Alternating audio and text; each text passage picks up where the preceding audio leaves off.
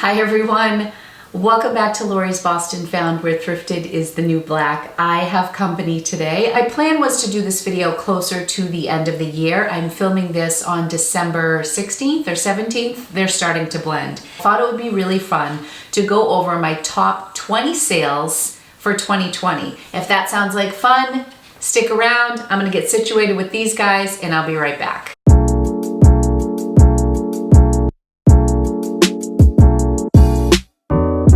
Welcome to anybody who is new to my channel. My name is Lori. I am a full-time reseller on Poshmark and on eBay.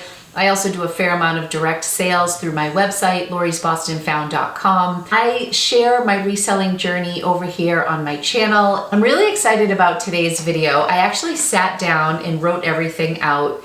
And what I'm going to share with you today are my top 20 sales from 2020. I'm going to share with you when they sold, what they sold for, how much they cost me, where I purchased them, and what my profit was. I really want to give you the full scope of how these sales did for me. I'm also going to, at the end, share with you my top brands and my top selling categories, which I don't think either of those will be hard to figure out when you hear my list here.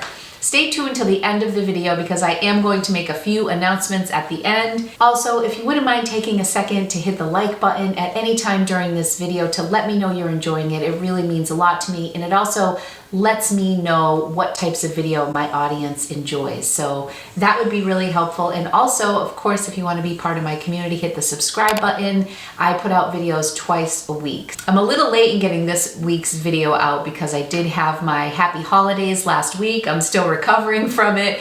Thank you so much to everybody who supported that series. It is very hard to navigate with two pups in a chair. Okay, are we good? Is everybody good? Okay. I will put images of the sales up. I'm going to start with number 20 and I'm gonna work all my way up to number 1.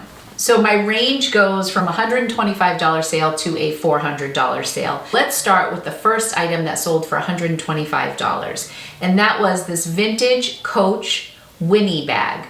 I found this at Savers in October. It sold on October 29th. I found it at Savers. I'm not typically someone who picks up a ton of Coach, but I love the old school Coach. I love that buttery soft leather. I knew this was special. I had no idea how special it was. I got home and I listed it for the $125. I noticed that comps were pretty good. I paid $11 for it at Savers and it sold before I was done dinner. I listed it, I went and ate dinner, and I came back and it had already sold. I definitely could have gotten a little bit more money for this. This Winnie bag is really hot right now, and the Wilson is also big. My profit after Poshmark took their fees on this bag was $89. So that was a great flip. That's like a dream flip, right?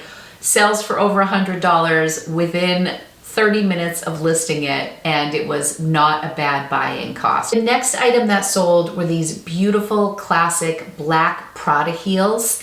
I picked these up at a Goodwill in Connecticut, and these sold on June 9th. I paid about $5 for these. I was blown away that these were not marked up at this particular store because they did have a fair amount of items that were marked up. For example, they had a bunch of new with tag Zara pieces that were between like $10 and $20. These cost no more than $5. If anything, they cost less. If I couldn't remember the exact dollar, I rounded up to be conservative. These Prada heels sold for $125. That was a full price sale. After Poshmark took their fees, they took $25, 20%, and then I made $92.89 minus the $5. So about $87 on that sale. You're also gonna see in this video what's really interesting is the variety of places that I shop and where I source my product. I do not shop wholesale. I have never bought a pallet before. I really love the thrill of the hunt, so that is primarily what you're gonna see here on my channel. Next up, this was an item that I bought at a yard sale. It was pretty controversial over here on my YouTube channel for a few viewers, but I did sell this pre-owned mink coat. I bought it for $10 at a yard sale. It sold for $125. My profit after Poshmark fees and my cost was $90. If you want to head over to my Instagram I'm at Lori's Boston Found a while back. This sold January 25th. So I just started a conversation about whether or not it's ethical to sell a mink coat. And I don't want to get into it here, but there was a really nice conversation about it. It definitely upset some viewers. My two takeaways from the conversation that day were that in my heart, the reason I resold this is an animal already died for this coat. And if I can resell it, and that means somebody doesn't sell a new mink coat, I feel okay about that. One of the comments that I did receive is that you can donate fur coats to animal shelters, and then animals in the shelter can nestle with real fur, and it's really comforting for them. And I love that idea, and that's something I might explore in the future. But anyways, there was a really nice conversation with a lot of respectful comments that I appreciated over on my Instagram page. If you want to check it out, you can go over there. So $125, that was a great flip. Next up is this Lululemon Peplum Scuba Hoodie. This hoodie was from my own personal collection. I believe it was from 2013. It was 7 years old. I got it for Christmas one year. It's been sitting in my closet. I loved it when I first got it, but the peplum, as flattering as it is and as cute as it is, I noticed that when I was feeling casual and would just put it on, it just wasn't, I just didn't wear it anymore. So it was a really sought after piece. It was also a size 12, which is a larger size for Lululemon. So it was a great piece to list, and it sold very quickly. I think I listed it for $180. I got a $100 offer on it, and then we went back and forth and we landed on $130, and I felt really good about that. To sell something that is 7 years old, pre-owned, that I really enjoyed for a long time, that can now move on to a new home, makes me very happy. Next up is this Coach belt bag, this leather Coach bag. It sold for $130. This was a painful sale because it was one that I sold for a friend. It got an enormous amount of likes. I got a lot of lowball offers on it. I had it listed for $200 or $229. In the end, it sold for $130, and I have my profit listed as $4 after fees. So I think what had happened was I gave my friend $100 for it, and like we called it a day. I was basically just going to sell it for her, and then whatever I made extra was for me. So I think I paid her what she paid. This was a really complicated one. The moral of this story was I'm very careful about what I choose to sell. I don't like consigning for other people personally. All right, next up was this Johnny Was embroidered wrap. It sold on November 9th. It sold for $137.50. I think it sold as part of a bundle to one of my best customers. I had a customer appreciation weekend in November where anybody who had been a previous customer, I gave them 50% off their purchase. So this was great because I did have this listed higher. It was like, had a 400 plus price tag on it. So I must have had this listed for like $260. So this was a great opportunity for my friend Vicky, who ended up purchasing this. I paid $60 for it at TJ Maxx. So my profit on it was still $50, which is great. My goal when I purchase things retail arbitrage is to double my money. So I didn't quite double my money, but because it was for a sale and for one of my best customers, I was more than happy to move that. And I still made $50 on that. I do like to share my retail arbitrage pricing with you, especially because I think sometimes some of these numbers can be very deceiving. It's not always what it appears. Now, next up, this sale was great. This was an eBay sale. This Burton Aztec coat. I love picking up Burton. This was probably my favorite Burton piece that I've ever sold. And my friend found it for me at the bins in New Hampshire. Shout out to my girl Kim, who found this for me. It wasn't listed very long. We probably went to the bins in October, and it sold on November 4th for $139 on eBay. I was very excited about that. I think I may have had it listed around $200, and I received this offer, but I paid $2, so my profit after fees on this piece was about $120. So far represented here in places where I've bought stuff: Savers, Goodwill, yard sale, my own closet, bought off of a friend, TJ Maxx, and the bin. So I am all over the place, which I think is fun to share. All right, next up, Ibex is one of my favorite brands to sell. And this sale is a good example of why I love to sell ibex. I found this like wool zip up coat, like a longer length, hip length at Savers. And it wasn't like a particularly good day that day, I remember. And I was doing my final walkthrough, getting ready to go to the register, and then I saw this. It was like new condition. I did list it high, and I also listed it when the weather was a little bit warmer, so I knew it was gonna sit for a bit. It really wasn't receiving a lot of activity for a long time, and then one day it sold full price for $150. I paid $5 for this piece. It sold on October 27th, no surprise because it was finally starting to get cool out, and my profit after fees was $115. Ibex, always pick it up, I love it. This is my first of 2 Frye sales in this top 20. And this was a new with tag leather bag that I picked up again at TJ Maxx. I paid $50 for it on yellow tag clearance. I believe I bought it in August when they have their big markdowns.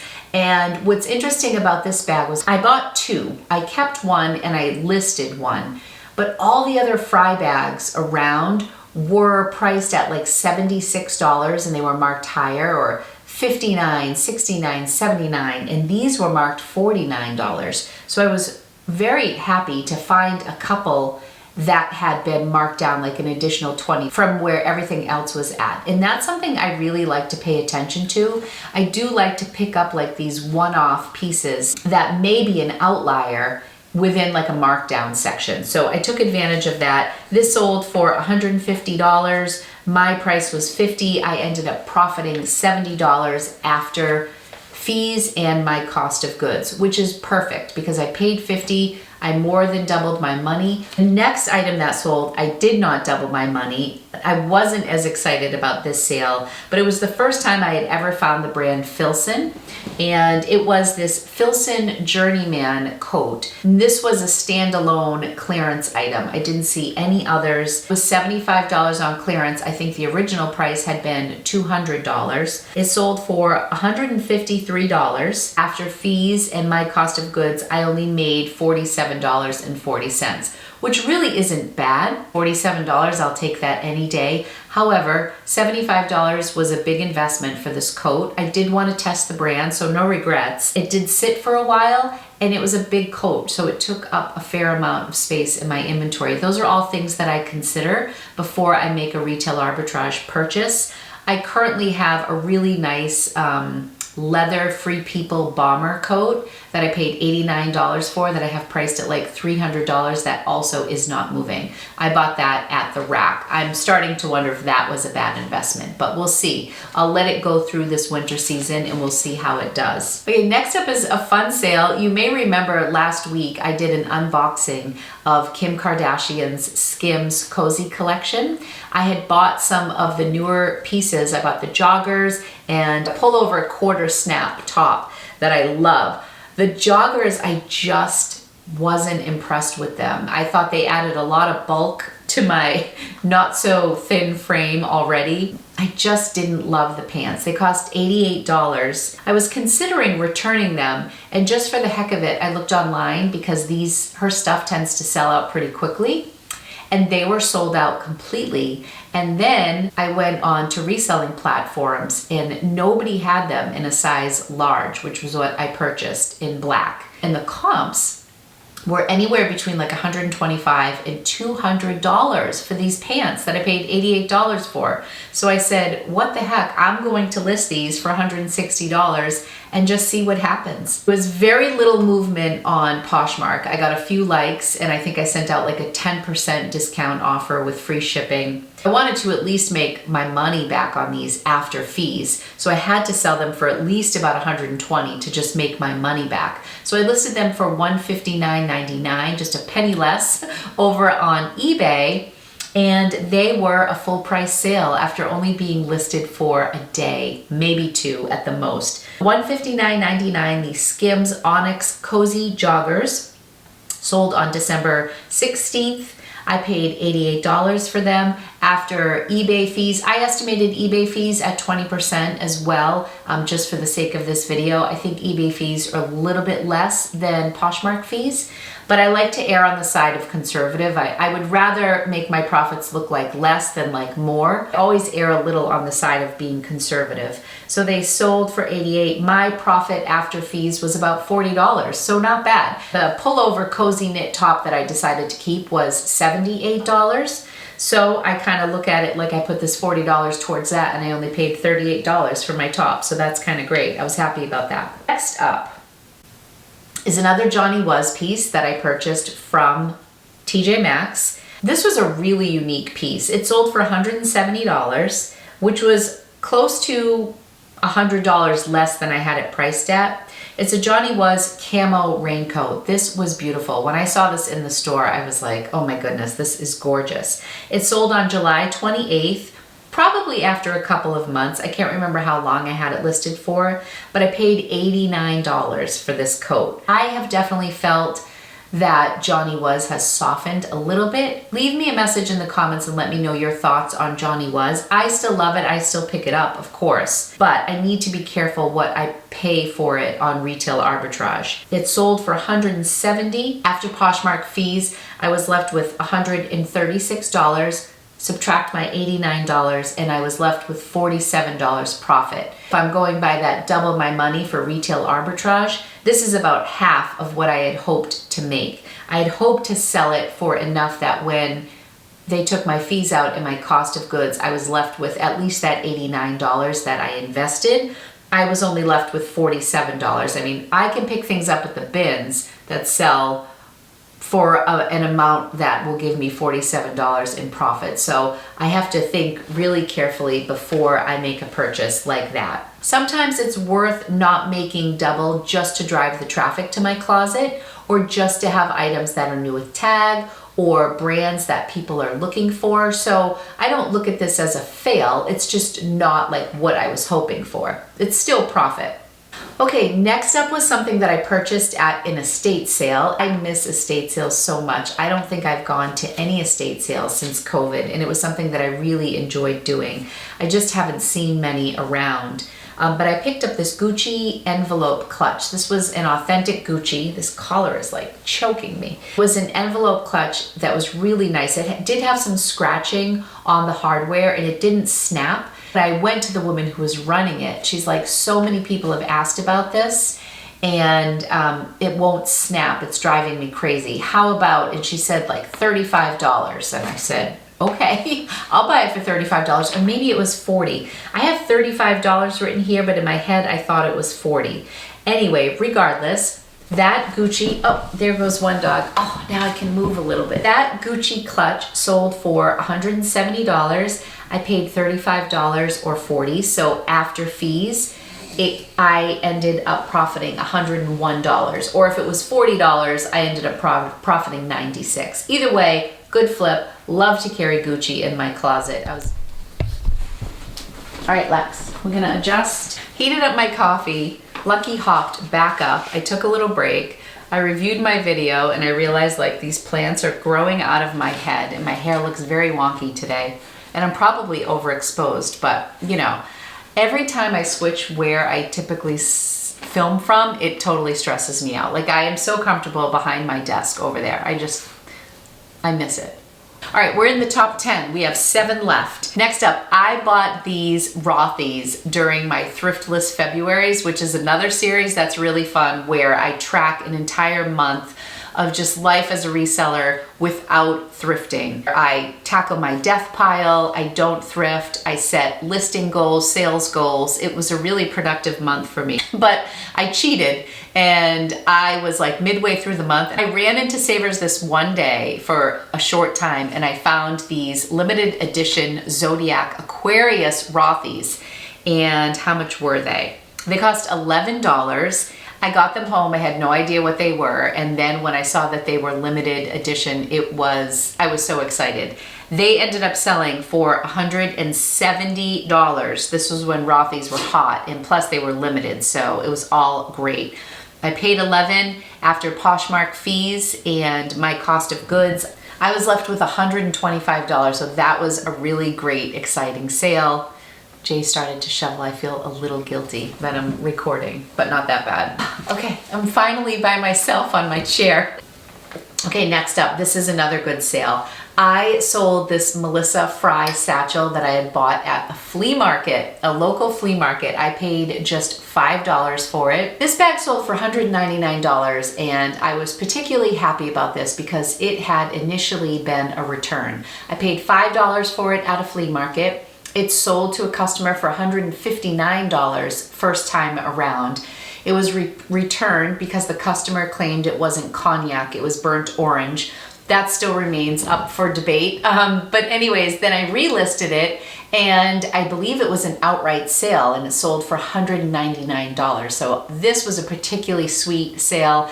A, because I only paid $5 for this bag. B, because it was returned, and C, because it was such a great sale. It sold for full price. So all really good stuff. After Poshmark fees and my cost, I profited $154.20. You grab my Tims, Mom? Where are they? They're in the mudroom. Sure. I keep having to get up. I am so sorry. If you're still with me now, you are amazing. My son Rocco tested positive for COVID, so we are in quarantine, and Rocco has been in isolation in our house all week. Angelina had COVID in college, so she is able to have contact with him. Jay and I both got our test results back. The rapid came back negative, and we just got the results back yesterday for the other test, which also came back negative. But we still have to stay away from Rocco for 10 days. Monday will be 10 days for him. I'm filming this on Thursday. So it's snowing now, and he hasn't left the house in a while, and Jay is outside shoveling. And they have a snow day today, so he doesn't even have any remote learning to do in his room. He's just in his room all day long. So I just brought him his Timberland boots, put them outside of his door. He's going to get dressed up there and beeline right out the door so nobody comes in contact with him, and he's gonna shovel outside with Jay at a distance. But the kid needs some fresh air. It's just been wild. We can't see anybody in our family for Christmas. Our only chance of even seeing anybody even after Christmas would be if we go back, get tested again after Rocco's 10 days, and we are both negative again. Then we'll be able to see people. But it's just been so crazy. So crazy. Okay, we're back with another pair of Rothy's. Are we seeing a theme here? All right, so I got these Rothy's mixed striped rare shoes. They were no longer made. I had an angel at the bins give me the second shoe I had been on the hunt for. That is a really great video that I can link up here as well. That was a really fun trip to the bins. They were like brand new. I don't know how certain things survive so long in the bins and look so good. But anyway, these sold for $200. I had them listed for $300. I got a $200 offer. I paid about $2 at the bin. So after Poshmark fees and my cost of goods, I profited about $158 on these shoes. Wow. That was crazy. And they sold within like 3 days. Okay, next up was more retail arbitrage, this time from TJ Maxx. Also a theme. I do a lot of my RA at TJ's, and only because it's close to me. Like Nordstrom Rack is about a half hour away. TJ's, I have 3 or 4 TJ Maxx stores within 15 minutes, so I just by default end up at TJ Maxx and Marshall's because they're closer to me. I saw this polo Ralph Lauren, like Japanese inspired tiger camo jacket. So cool. I think the price tag on this was over $600. A lot of people had this listed for $500. I think I tried to go a little on the lower side because I wanted to move it.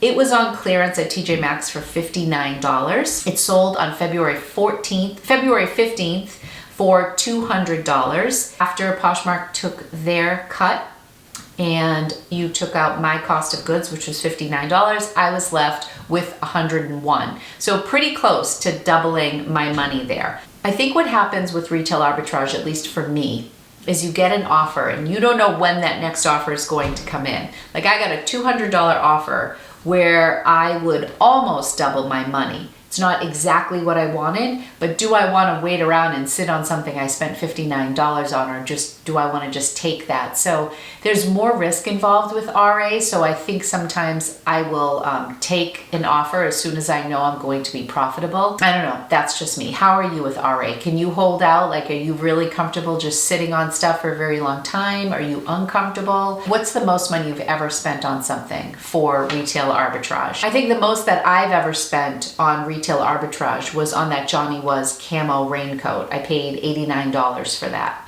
Not that I wouldn't pay more. If it were the right thing, I would absolutely pay up for it. Okay, we're down to my top three sales of 2020. Woohoo, bring it on. During holidays last week, I had one day where I purged. I said purged, but I think I ended up keeping like 14 bags, and a lot of people made fun of me for it, and I totally feel you. I'm bad at purging. And I had a haul from my own personal collection of all of my handbags, and one of the first ones to go was this Gucci bag. And unfortunately, I don't even have a picture of it, but I can link the video above if you want to go back and watch that video. I still have a lot of things available. The Louis Vuitton knockoff is spoken for. That's gone. I'm sending that to my friend Hope, Rags to Riches. She was the first person to inquire. I got a ton of inquiries on that.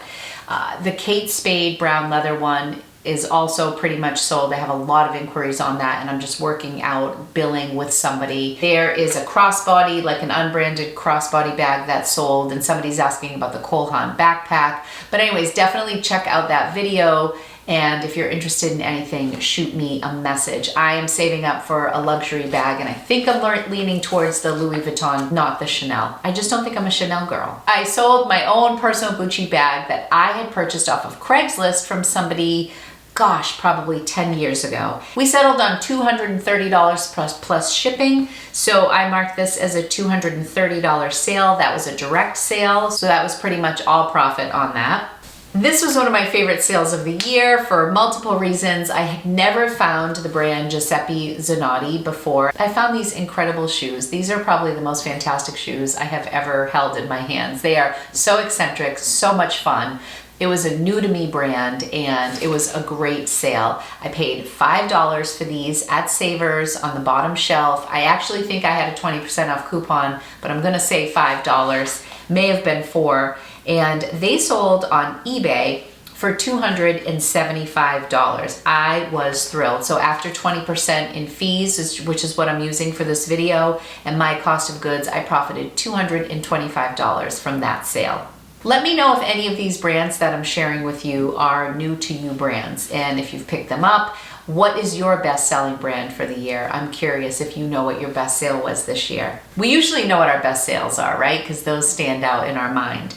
All right, and last but not least, also from the same flea market that I got that Melissa satchel that was returned and then sold again for $199, I paid $40 for this gorgeous Burberry coat. It had a little bit of an A-line to it. It had the check when you rolled up the sleeve. It was in this beautiful champagne color. I paid $40 for it at this sale, and then I paid $7 to have it professionally cleaned, which was a great choice. I'm so happy I did that because it was just gorgeous when it came home from the cleaners.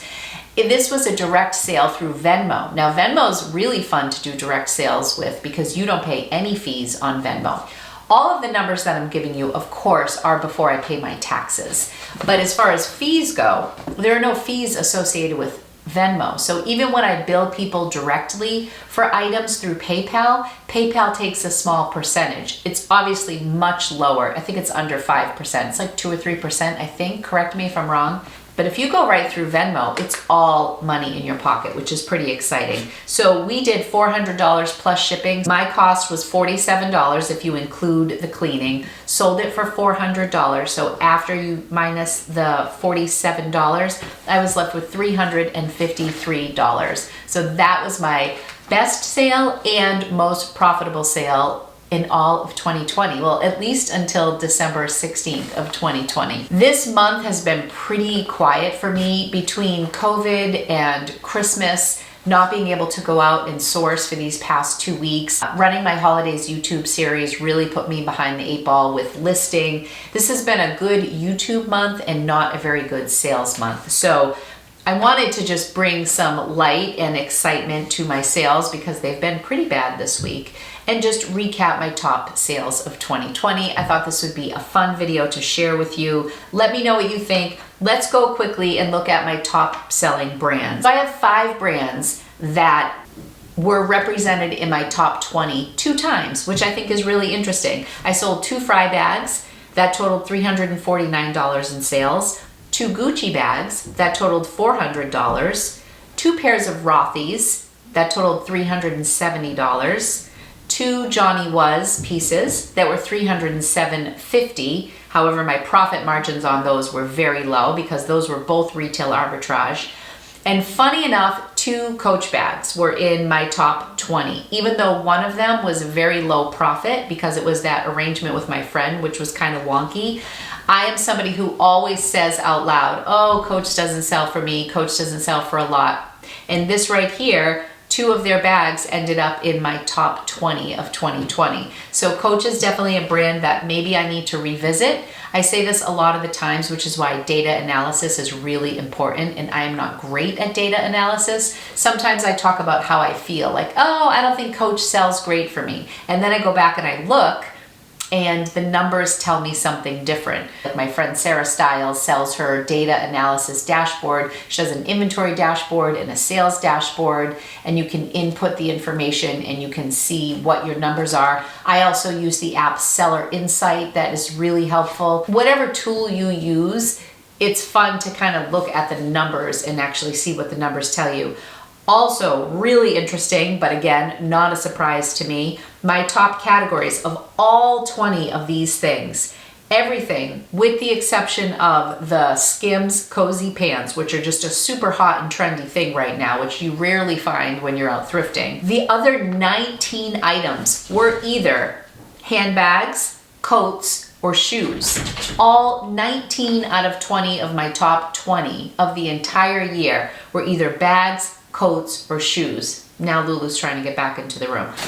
Okay, if you're still with me now, thank you so much. If you watched my holiday series, you'll know that at the end of the series, on my final day, I did a stationery haul that concluded with a giveaway for a Passion Planner Daily. You guys all know how much I love Passion Planner. I'm an ambassador for them, and I'm always promoting their planners because I'm obsessed with them. I'm going to do the drawing for that daily planner live on my Instagram at Lori's Boston Found on Friday, December 18th. That is closed as of this video going live. I'm going to close that one. However, I just got notification from Passion Planner that I was one of their top selling ambassadors for the year. And I am shocked because I am not a planning channel. There are so many wonderful planning channels out there. I was shocked when I got the notification, and they sent me this beautiful gift in the mail with, guess what? 2 new daily planners, and you know how much I love them. So I got this beautiful green planner and this red planner. I plan on keeping the red. Passion Planner really believes in paying it forward, so I want to do the same thing. I'm going to be keeping the red book because I love this color. I'm going to give this green daily planner away on my Instagram page, as well as this classic undated planner. I love giving away undated things because then you guys can start them whenever you'd like. You do have to be following me on Instagram for this one. So if you missed out on the other daily planner, you will have an opportunity for this. So stay tuned for this post. It should be up by the weekend, so you can check that out. I hope you all managed to make the best of 2020. It has been such a year, and I'm really, really ready to turn the page and look forward to a new year. I thought some inspirational sales might be fun for today. I hope you guys are all doing well. Thank you so much for following along my journey. I love you guys. Thank you so much for watching. Be sure to like this video, hit the subscribe button if you're interested, and I'll be back soon. Thanks everybody. Bye. Here's to lots of sales in 2021.